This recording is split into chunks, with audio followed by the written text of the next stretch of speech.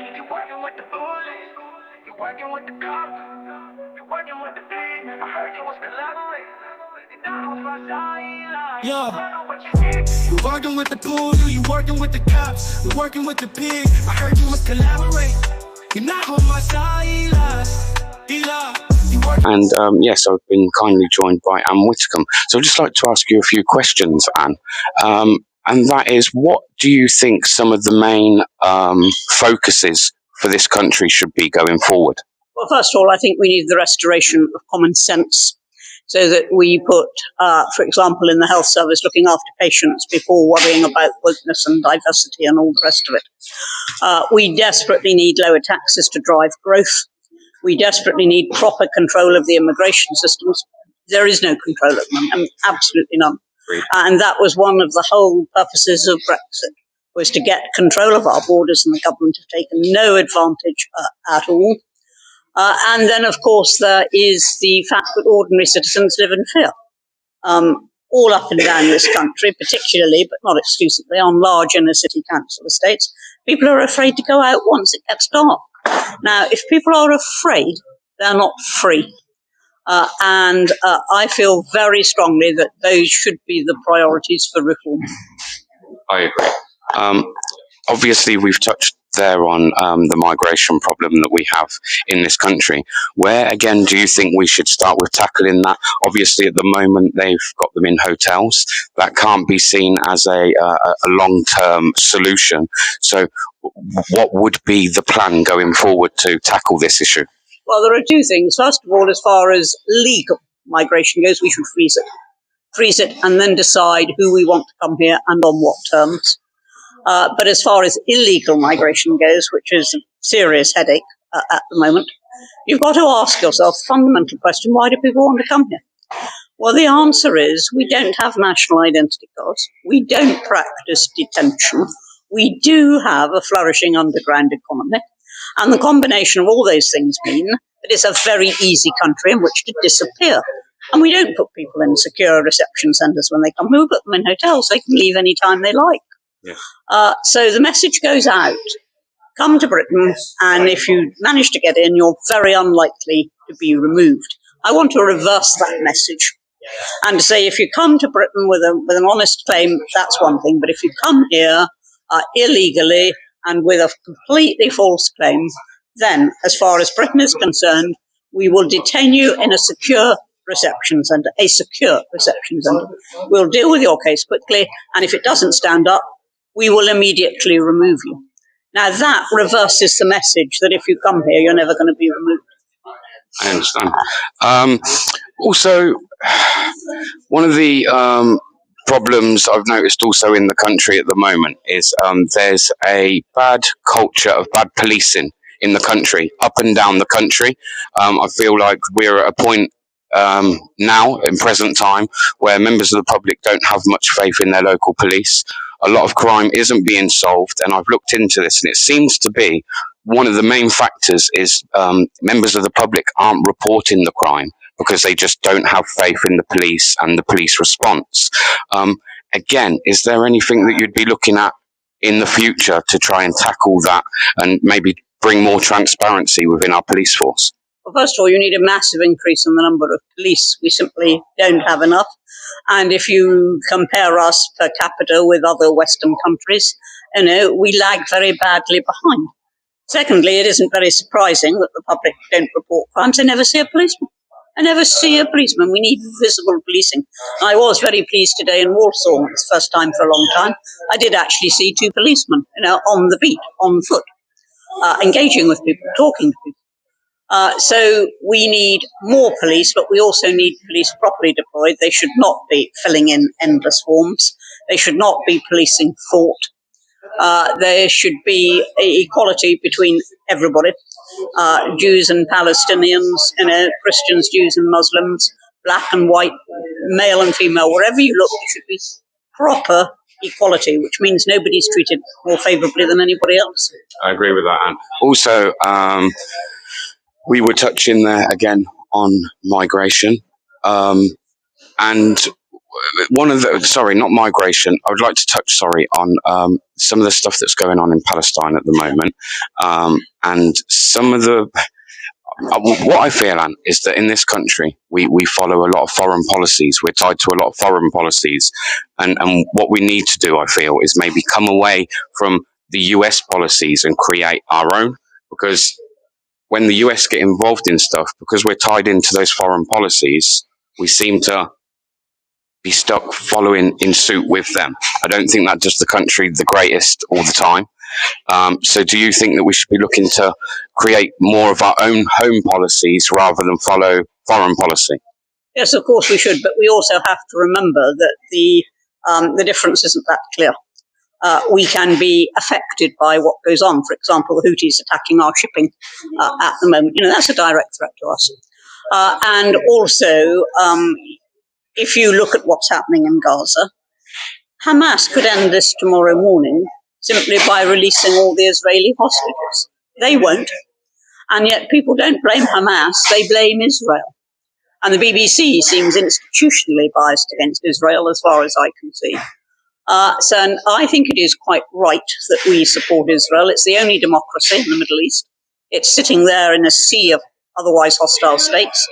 And our own interests are very much tied up in defeating terrorism. And what we saw on the 7th of October was straightforward terrorism. And if the West just sits back, in the end it will be the West who'll be on the receiving end. The same argument in Ukraine. You might say, what's it got to do with us? It's not a NATO country. We've no obligation to be there.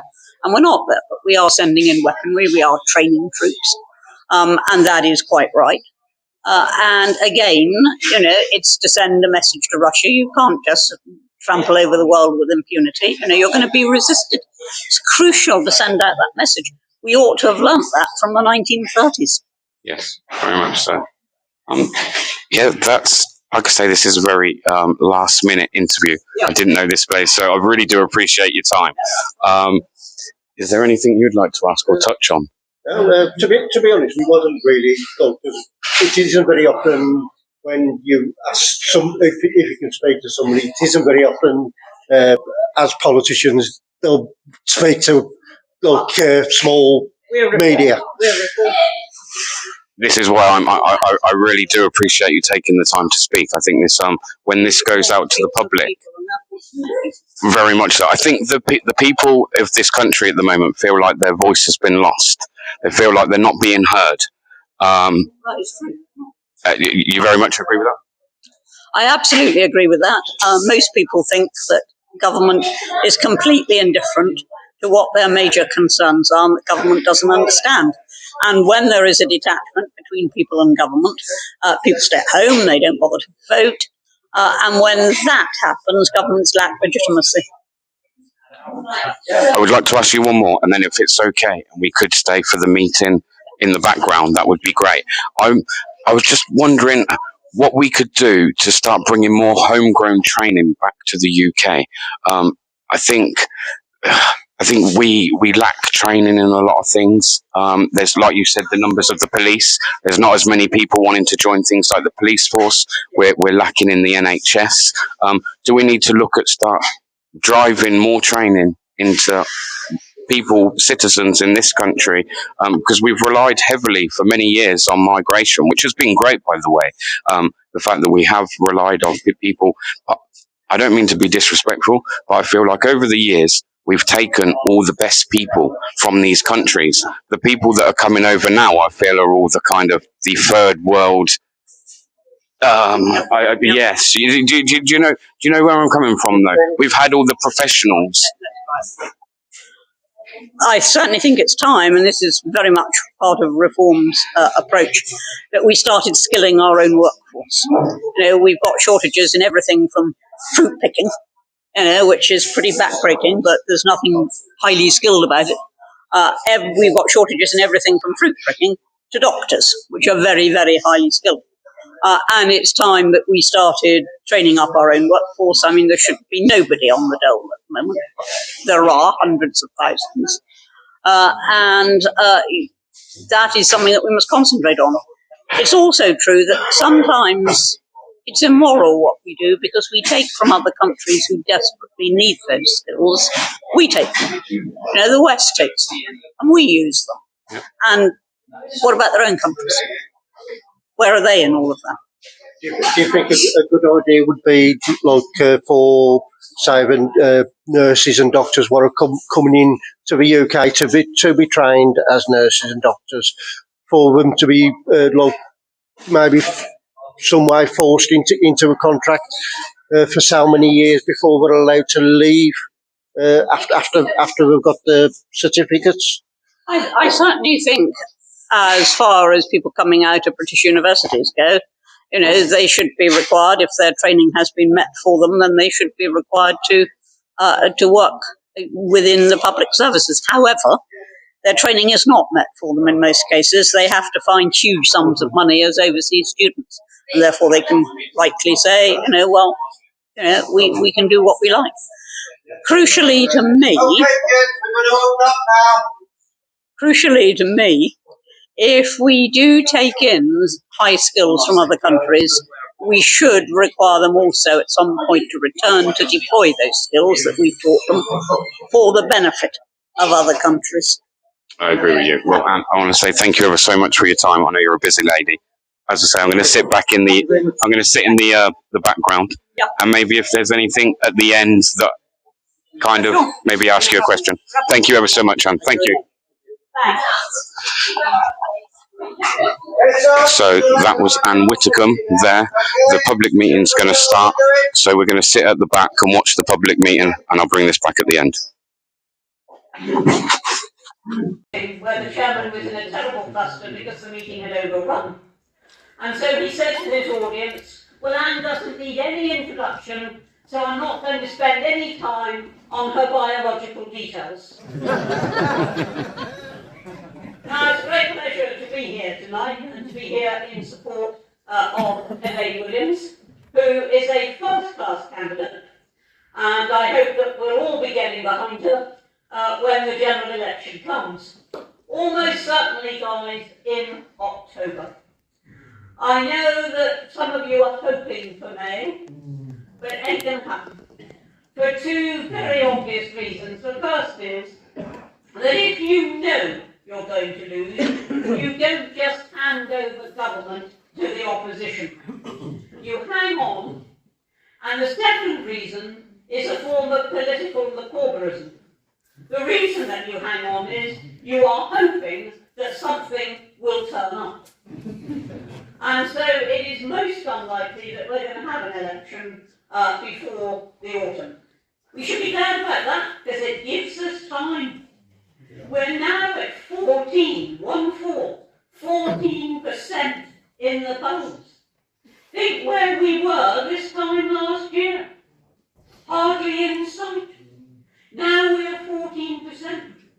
And if we can keep this up between now and October, that's another 6-7 months still to go, we can build on that to the point where we are right level with the Tories.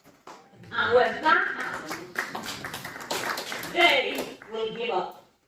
And when that happens, the electorate will wake up and will say, oh, hang on, this party really could form a government.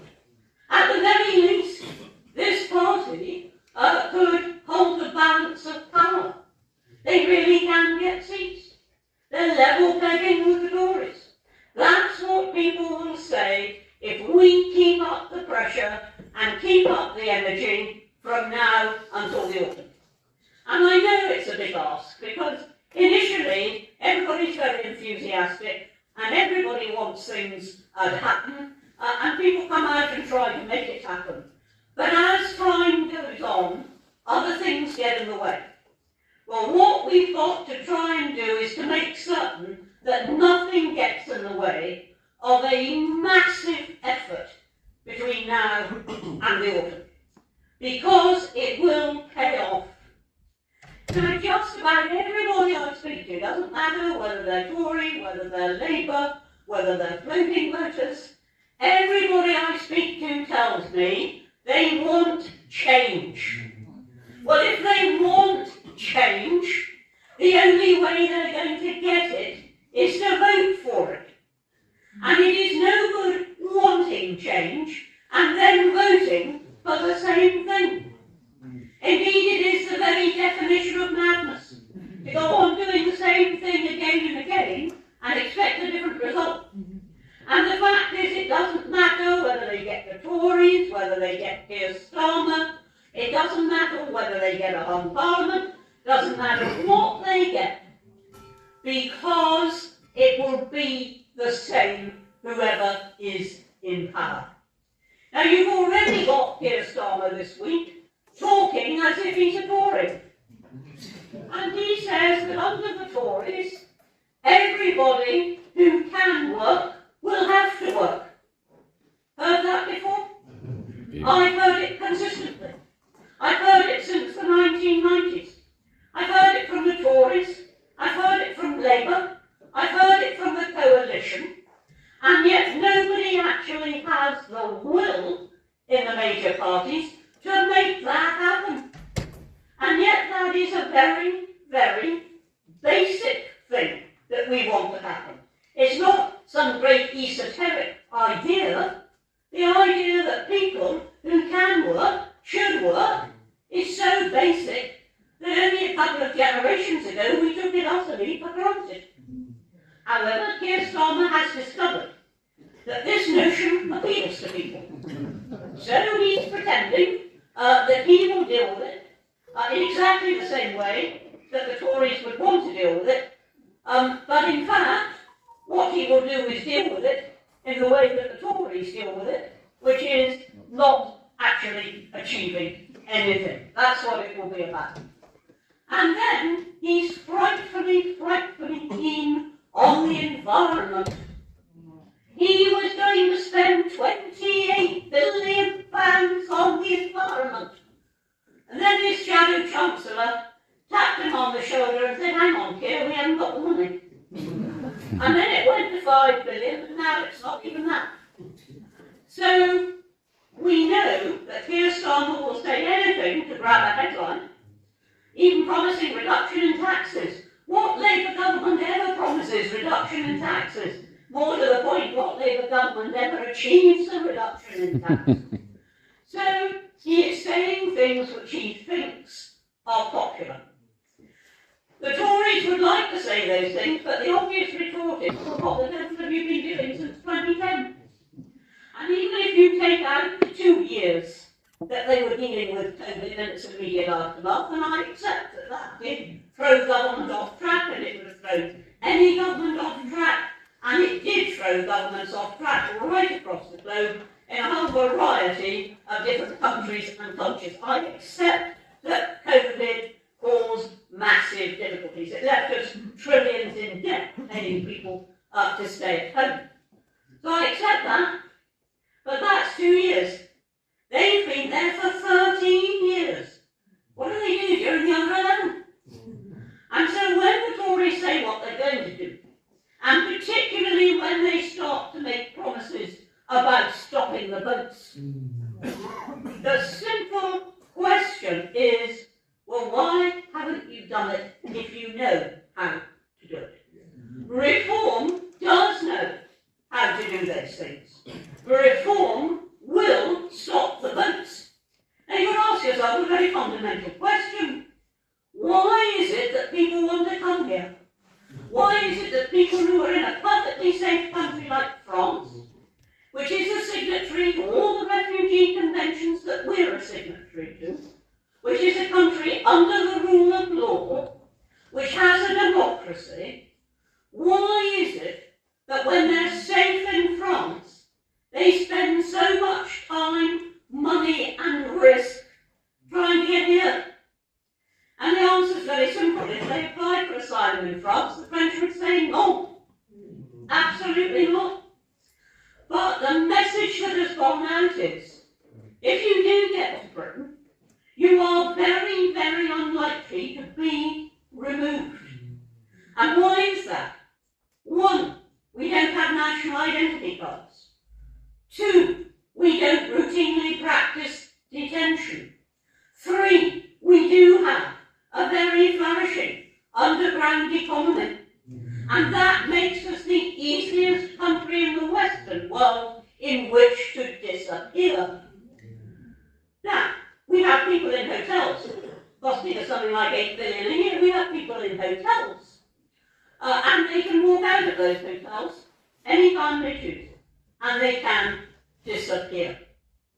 And so that is why the message goes out, come to Britain and you're most unlikely to be removed. So, if we want to stop the boats, if we want to control the abuse of the asylum system, we have to reverse that message. It's not rocket science. And what we have to say is what I advocated in 1999, for heaven's sake, when I was Shadow Home Secretary, which is that we should routinely house all new asylum seekers in secure reception centres, so that we know where they are. And then if we decide to remove them, there might be a few who will stay, but if we decide to remove them, as we do for the majority, then we will know where they are. And what is more, we will know where they came from. You know, we concentrate heavily on the boats, but it isn't only the boats through which our asylum system is so badly abused. For decades now, and I mean decades, so it's happening in my time in the Home Office, for decades, people have come into Heathrow and they have lost their documentation. Now they have to have documentation to get on the plane, because under international law, airlines cannot carry anybody without documentation. So they have to have the documentation to get on the plane, and they use it.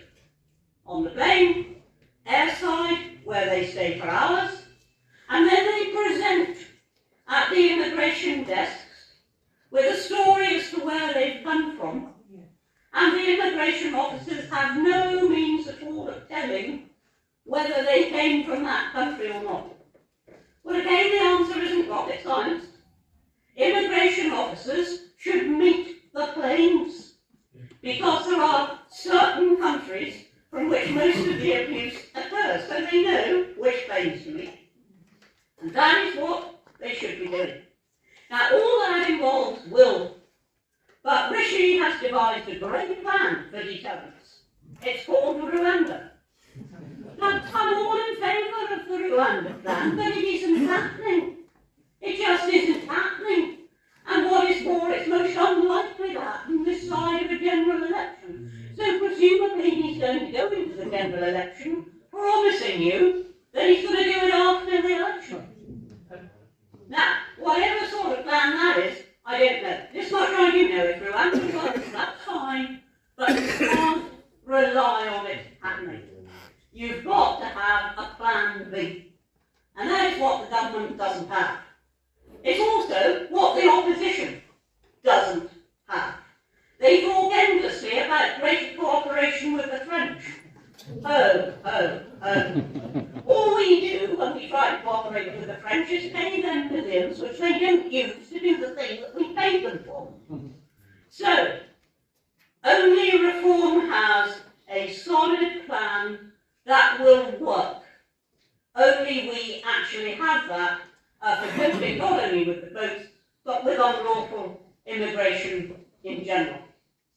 And then there is justice, which is the other half of my portfolio, along with immigration. You know, today I saw something very rare. It was an extremely rare sight. I thought I ought to write to the Times and say that I'd seen it. 2 policemen walking around. And they really were walking around, engaging with people and talking to people and being visible. Yeah, probably lost. I think to be fair, they weren't lost, but they were there, and I chatted to them about the things that they were concerned about. But the fact is, that's a rare sight. You can walk from one end of London to the other and never see a policeman. Now, what we need, first of all, is more police. And we have said that we will, over time, we can't do it in week 1, but over time we will add 40,000 more police officers. But we've said more than that. We don't just want more police officers. What matters is what they're actually doing. And having more police officers to sit in police stations, where they still exist, filling in umpteen forms, that is not policing. Exactly. Trying to police people's thoughts and views is not what the police are for. Yeah. So what we need is a police force that is visible, that is approachable, that is focused on crime, not what people think and feel, and which is concerned with burglaries rather than with diversity. And that is what we need.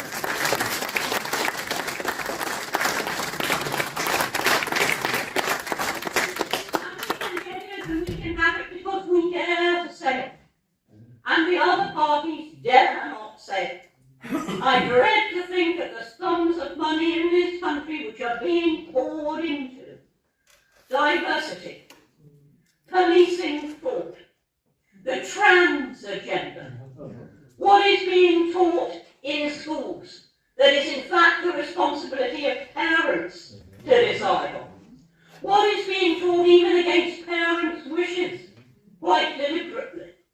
Now, those things cost money, are a distraction from the real purpose, and the purpose of education is to teach, for goodness sake, not to engender a particular view, to teach children how to think, not what to think. So it is a distraction from the real purpose, as it is a distraction from policing, a distraction from the NHS, a distraction, as I've just said, in education. Those things are distractions, and they are very, very costly distractions. We want a free Britain. Yeah.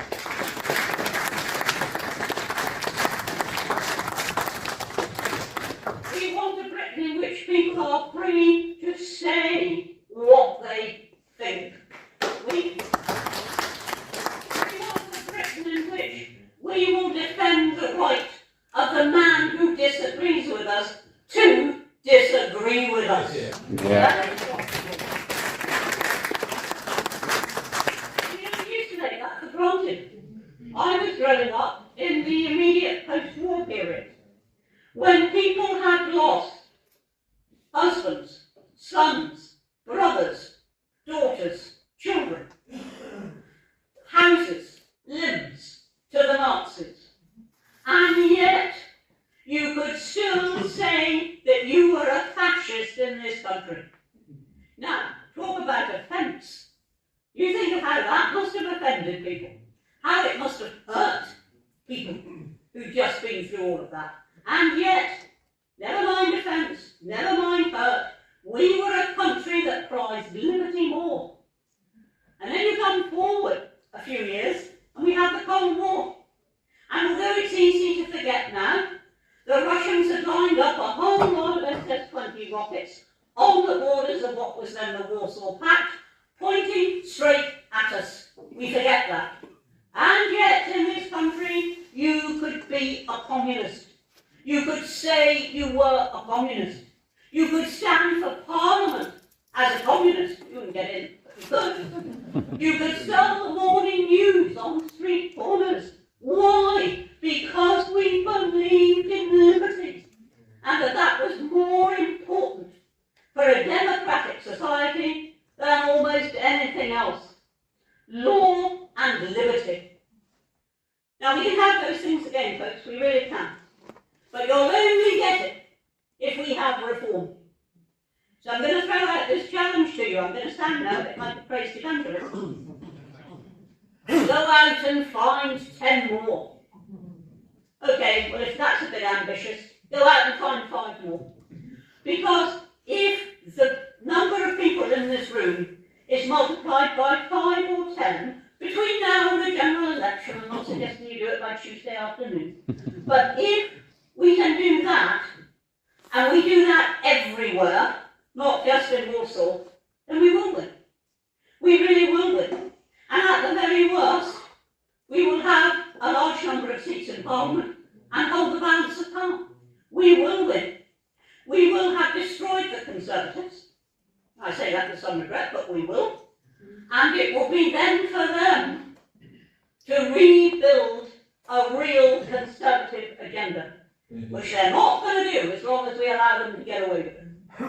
And we will have dashed the hopes of the Labour Party, who seriously think at the moment that they have just got shoe-in to number 10. They have not, and we can destroy that as well. So let's go for it with a very